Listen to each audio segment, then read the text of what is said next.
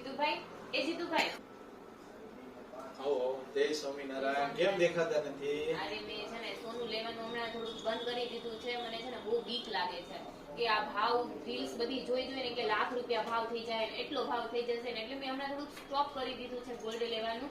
કેમ કે મને એવો વિચાર આવે છે, મને બીક લાગે છે કે સોનું ઘટી જશે તો, અને આ મતલબ આ રીલ્સ બધી આવી બધી ફરે છે ને એટલે થોડો ડર બેસી ગયો છે.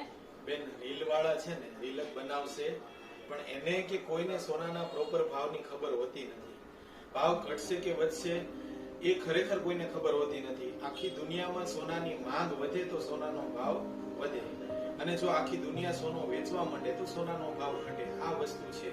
પહેલી વાત તમે એ પકડી લો. બીજી વાત કે બેન, તમે જ્યારના લગડી લેવા માંડ્યા ને અને તમે લે વેચનું વિચારો છો ને, એટલે તમને એવું લાગે છે કે વધશે તો વેચી નાખું, ઘટશે તો હું લઈ લઉં. એના કરતા તમે ઘરેણા લેતા હતા પહેલા, ત્યારે ક્યાં આવી ચિંતા હતી?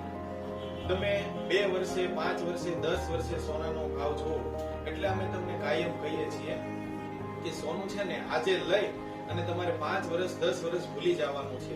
પછી એનો ભાવ 100% વધેલો જશે. તમને એફડી કરતા પણ વધારે એમાં વ્યાજ સૂઝવાનું છે. એ બહુ ક્લિયર વાત છે, બરાબર?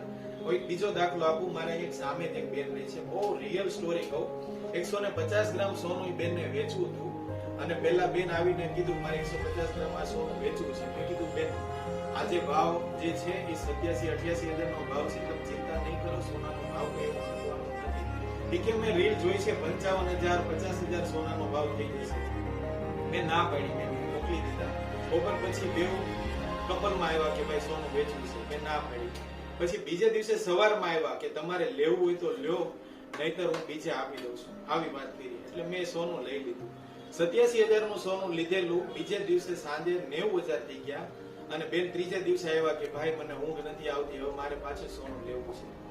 તો તમારે બહેનોએ બહુ ખાસ નિરાંતે વિચાર કરીને સોનું લેવેચ કરો છો, ના નથી, પણ તમે નિરાંતે વ્યવસ્થિત ઘરેણા લ્યો અને 5 વર્ષે 10 વર્ષે એને વેચવાનો વિચાર કરો. એ પણ ક્યારે કે જમીન મકાન લ્યો છો કે કોઈ એવો પ્રસંગ આવે છે ત્યારે તમારે સોનું વેચવાનું, બાકી વેચવાનું નહીં. તો તમારે તો જ તમે ફાયદામાં રહેશો. આજે લઈ જાઓ ને આવતા મહિને કે આવતા વર્ષે વેચવા આવશો તો તમને નુકસાની થવાની છે. એના કરતા આપણી જે જૂની પેટર્ન હતી એ પેટર્નમાં તમે આવો તો વધારે સારું. કે ઘરેણા લ્યો કે લગડી લ્યો, કાંઈ પણ લ્યો, 2 વર્ષે 5 વર્ષે 10 વર્ષે નિરાંતે એને વેચવાનો વિચાર કરો. ઉતાવળ નહીં કરો, અને વ્યાજે પૈસા લઈને તમારે ક્યારેય સોનું નથી લેવાનું.